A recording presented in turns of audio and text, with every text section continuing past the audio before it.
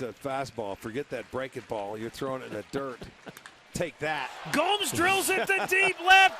Gone to Souvenir City.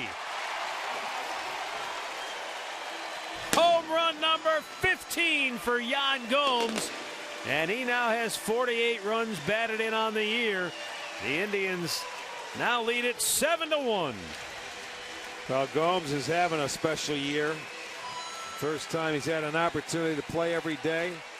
And it seems like he's getting stronger. So they have a 3-run homer tonight. And now Gomes with a 2-run homer.